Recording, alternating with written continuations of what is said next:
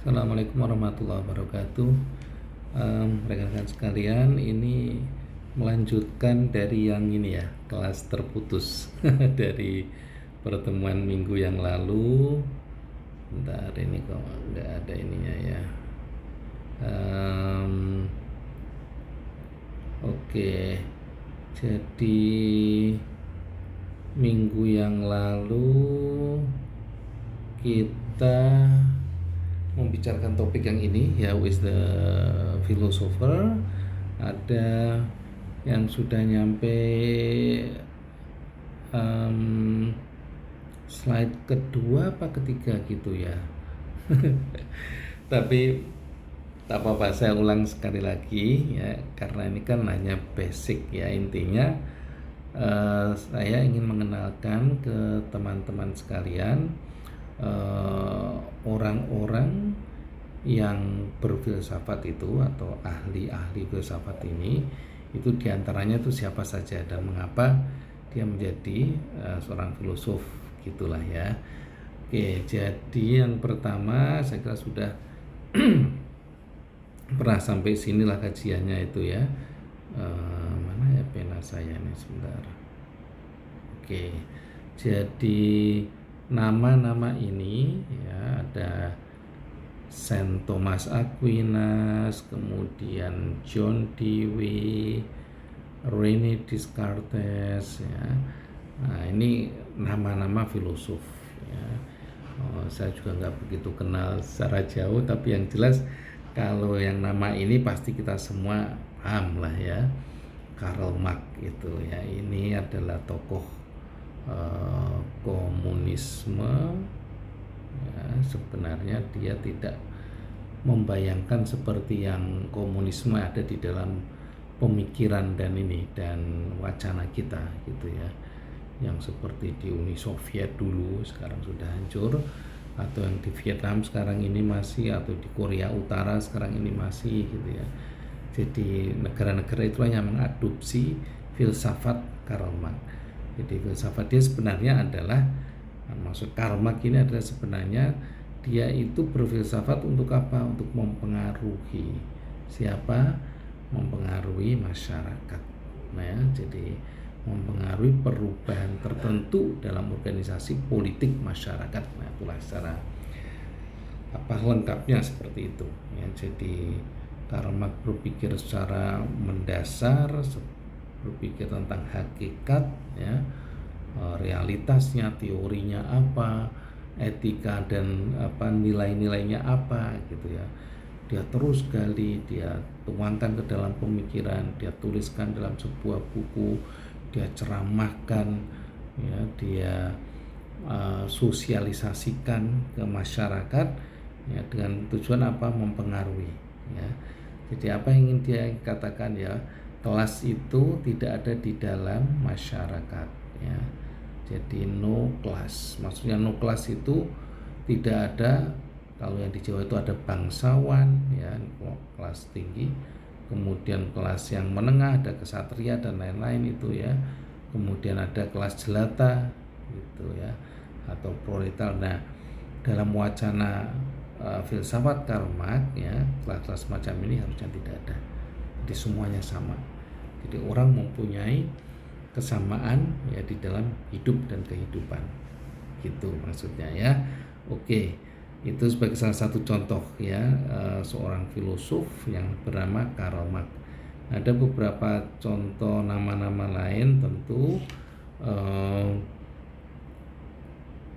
selain yang nama-nama tadi saya sebut ya, Saint Thomas, kemudian John Dewey, René Descartes, John Locke, Karl Marx gitu. Nah, sekarang kita sedikit menggali gitu ya. Sebenarnya para filosof itu siapa sih gitu ya? Mereka begitu punya pikiran yang hebat, yang dahsyat ya. Kalau kita itu kan jangankan dahsyat ya, kadang-kadang diri kita mikirin diri kita sendiri ya, susah ya, mempengaruhi diri kita sendiri ya. Ini kayaknya ngantuk mau tidur ya, tapi mencoba tidak tidur karena banyak pekerjaan. Nah, itu kadang susah kita kan.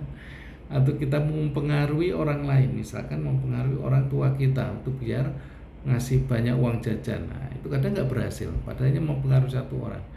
Tapi filosof itu mempengaruhi bisa jadi jutaan orang, gitu ya. Jadi hebatnya seperti itu. Nah, lalu apa mereka itu? Apakah mereka itu orang hebat yang ya tidak makan nasi atau tidak bekerja gitu misalkan ya? Tidak. Jadi mereka pun ya para filosof itu sama dengan tokoh-tokoh yang lain. Jadi di sini sebentar.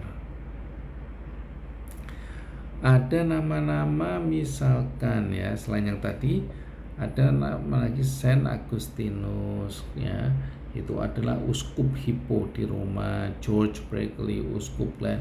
Nah, ini berarti dia adalah tokoh-tokoh agama ya, atau para agamawan. Karena dia agamawan ya tentulah karena ini para saint ya, saint itu artinya orang-orang suci di kalangan agama Nasrani ya, dia bekerja sebagai pelayan agama, pelayan di gereja gitu ya. Jadi itu sebuah pekerjaan ya. Kalau kita ada yang imam masjid jadi khotib, itu juga pekerjaan. Nah, seperti itulah kira-kira. Tapi ini orang yang betul-betul mempunyai pemikiran yang dalam gitu. Kemudian para filosof yang lain juga mempunyai pekerjaan yang biasa ya. Ada yang berprofesi sebagai penggiling lensa. Penggiling lensa itu maksudnya yang bekerja di pembuatan lensa kacamata itu kan pakai produksi penggilingan istilahnya itu karsa yang untuk bahan lensa itu ya, bahan jadi kaca itu ya. Jadi filosof Baruch de Spinoza ini dia pekerjaannya seperti itu ya, berprofesi sebagai penggiling lensa. Kemudian John Locke ya, dan nama filosof lain, dia seorang dokter medis ya. Kemudian John Stuart Mill ya, dia itu seorang penulis majalah gitu. Jadi mereka itu ya, para filosof-filosof itu juga mempunyai pekerjaan sebagaimana layaknya ya, orang-orang biasa itu gitu ya. Tetapi di sisi yang lain mereka mempunyai pemikiran-pemikiran yang cerdas, yang dalam ya, yang mampu mempengaruhi masyarakat ya. Jadi filosofi dari apa yang dia punyai itu ya, kemampuan berpikir otaknya itu ya, melampaui apa yang menjadi pekerjaan dia. Dia seorang dokter. Sama kita punya teman atau mungkin kita punya saudara bahkan yang seorang dokter, tapi kan belum tentu dia itu adalah seorang filosof ya. Tapi seorang John Locke dia menjadi seorang filosof ya, di samping seorang dokter itu. Jadi profesi-profesi mereka. Karl Marx itu kalau nggak salah dia seorang penulis ya, dianya menulis artikel di media-media massa ya pada saat itu gitu. Jadi mereka mempunyai pekerjaan seperti layaknya orang-orang lain ya, tetapi dia mempunyai satu tadi itu ya, pemikiran-pemikiran filsafat yang sangat luar biasa. Oke, kemudian hal lain yang menjadi yang menjadi istilahnya itu corak tertentu, karakter tertentu paling cocok lah ya. Jadi karakter tertentu sebagai seorang filosof itu memang adalah cara berpikirnya ya. Jadi saya bacakan supaya yang pertama ini. Para filosof telah berbagi keyakinan yang sama bahwa penelitian dan analisis yang bijaksana terhadap pandangan kita dan bukti kita untuk hal itu adalah penting. Seorang filosof berpikir tentang hal-hal tertentu dengan cara tertentu. Nah, ini maksudnya. Ya. Jadi filosof itu berpikir tentang hal-hal tertentu dengan cara tertentu. Ya, jadi poinnya adalah cara berpikir para filosof itu berbeda dengan kalangan yang orang-orang biasa ya, berbeda dengan saya seorang dosen ya, atau profesi-profesi lain ya, dokter tadi dikatakan, agamawan ya, yang melayani di tempat-tempat ibadah ya, masjid, gereja, sinagog dan lain-lain itu ya, atau bisnismen misalkan dia seorang direktur perusahaan dan lain-lain ya, itu sama-sama berpikir ya. Dosen itu juga berpikir ya, tidak mungkin ya kita itu tidak berpikir, baru mau mengajar besok materinya apa itu sudah berpikir. Tetapi seorang filosof berpikir dengan cara yang berbeda. Jadi misalkan contoh yang Karl Marx tadi itu, dia melihat fenomena ya, dia melihat kejadian sosial di sekitarnya dia ya.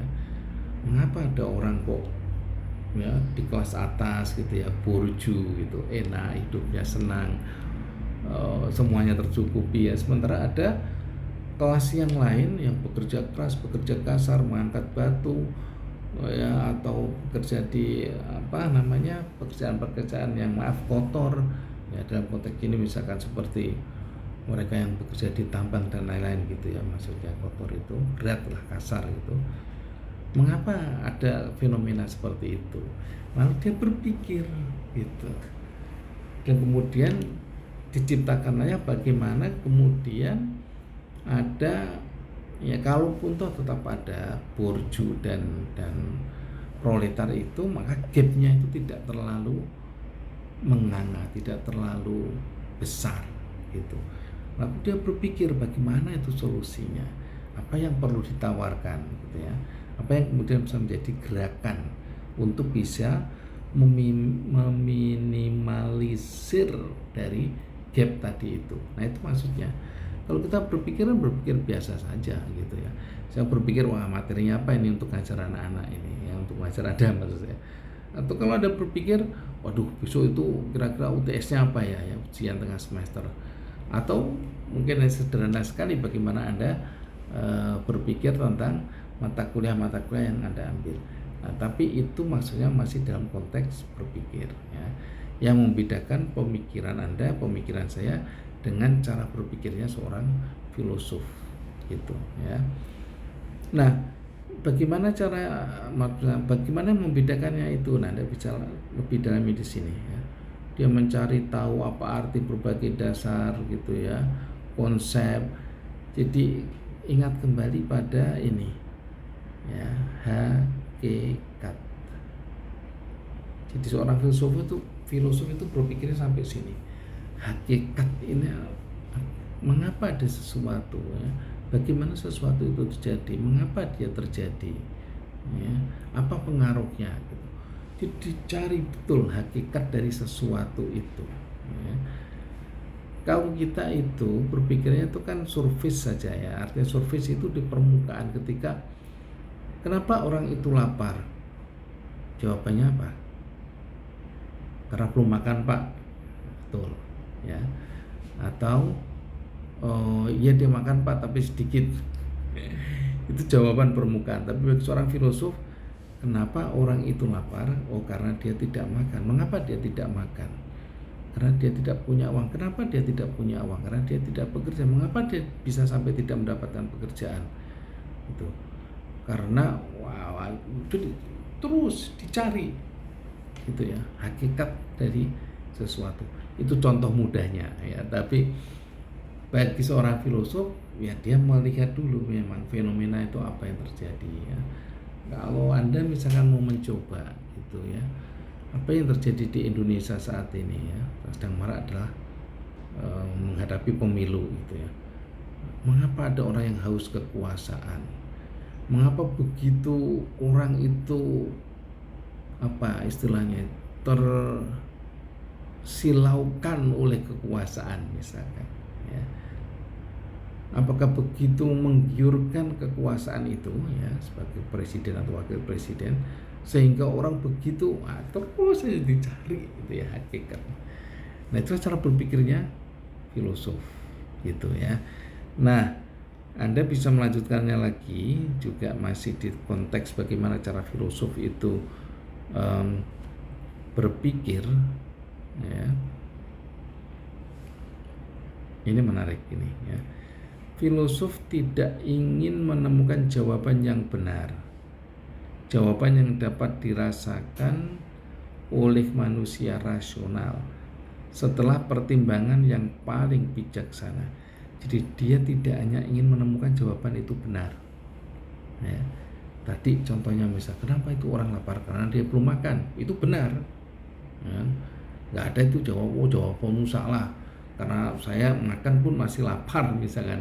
Nggak, alamiahnya ketika orang itu makan, maka dia tidak akan lapar. Itu jawaban benar. Tetapi bagi seorang filosof, dia cari rasionalitasnya.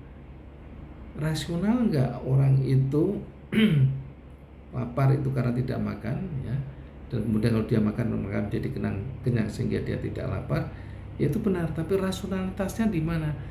Dia makan dari mana dia? Itu dari beli di mana? Dari mana uangnya? Dan dicari dia rasionalitasnya itu.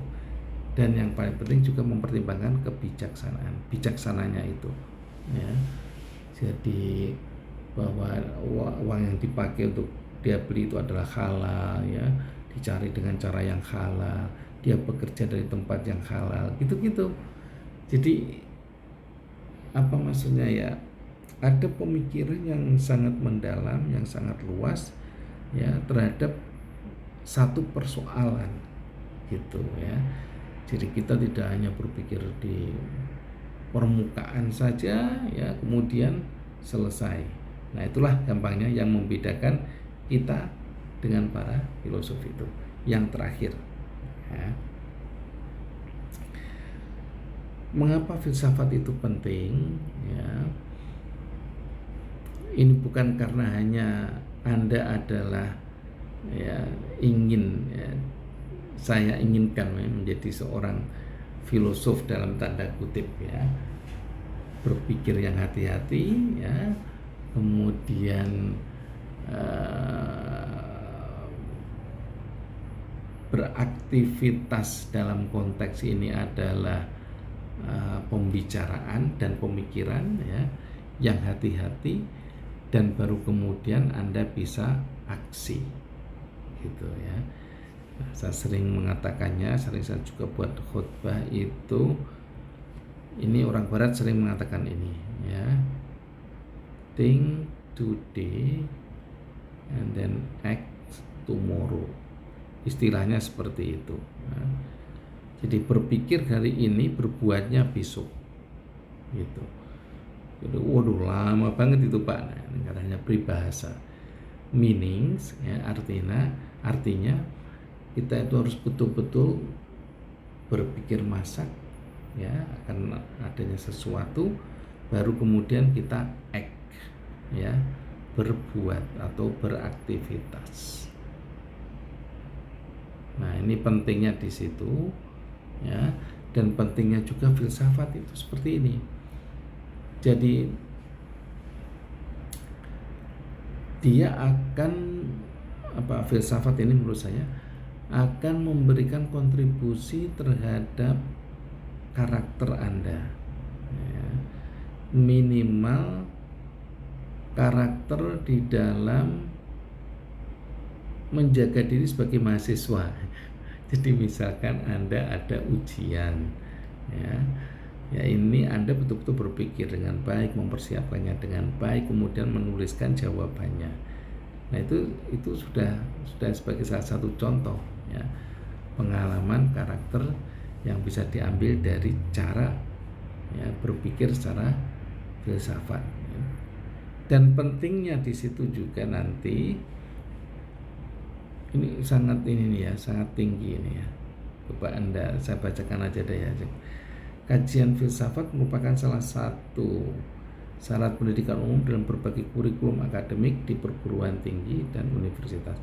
Filsafat sebagai kumpulan pengetahuan bersama dengan sastra, ya, sejarah tentu, gitu, ya, ditujukan untuk manusia sebagai manusia budaya yang utuh, halus, dan berwawasan luas.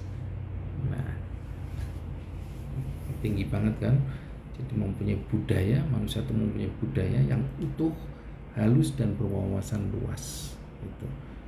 Ya. Wah, ini udah perintilannya nih, banyak sekali nih. mensistematisasi, mengasimilasi, udah banyak gitu ya. Jadi ketika Anda belajar tentang filsafat, semestinya ya jawaban-jawaban yang akan Anda berikan, jawaban-jawaban yang Anda akan tulis, karakter yang Anda akan tunjukkan ya, itu seperti yang di dalam Kung Fu Panda itu kura-kura gitu ya, halus gitu ya, santai, bijak gitu ya, tetapi tidak menunjukkan hal semacam itu menjadi kelemahan dia gitu, justru itu menjadi kekuatannya dia gitu ya rekan-rekan ya. Itu mengapa pentingnya filsafat ya, atau dalam bahasa lainnya biar kita itu agak sedikit apa ya,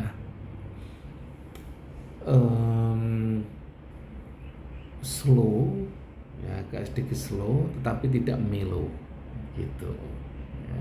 Slow tetapi tidak melo, kita firm, kita mempunyai ya, jiwa yang kuat gitulah ya. Oke, nah dengan mempelajari filsafat ini ya, yang berbeda dari para pemikir tadi, beberapa contoh, mahasiswa akan dihadapkan pada pemikiran filosofis mereka dan dapat mengembangkan filosofi pribadinya. Nah, ini ada yang paling akhir ini yang saya suka ini ya. Nanti Anda diharapkan menjadi yang seperti ini ya. Outlook adalah jadi Anda diharapkan menjadi pribadi yang mempunyai outlook, mempunyai pandangan keluar dengan baik, pandangan yang luas tadi itu ya. Yang bermakna total dan pamungkas, halus dan inklusif ya, ini ya. Jadi totalitas tapi juga sekaligus pamungkas ya. Masa pamungkas itu segala sesuatu yang yang Anda pikirkan, yang Anda kerjakan gitu ya, itu menjadi selesai ya, tidak setengah jadi ditinggal ya, atau separuh menjalankan setelah itu bosan atau apa-apa yang lain ditinggal gitu ya, jadi nggak tuntas ya. Tapi kalau pamungkas tuntas sampai akhir ya, tapi juga halus dan inklusif. Nah itulah kira-kira rekan-rekan mengapa pentingnya kita mempelajari filsafat. Nah mengapa Pak kok itu ada filsafat ilmu? Nah ini mulai minggu depan itu ya, maksudnya yang sudah minggu ini kita akan mencoba mengkaitkan dengan filsafat di dalam ilmu sosial ya. Anda prodinya komunikasi ya, nah, saya HI. Nah nanti kira-kira apa peran filsafat di dalam ilmu sosial. Itu aja rekan-rekan ya, sebagai tambahan dari kelas-kelas kita yang terpotong. Semoga bisa bermanfaat. Saya akhiri, assalamualaikum warahmatullahi wabarakatuh.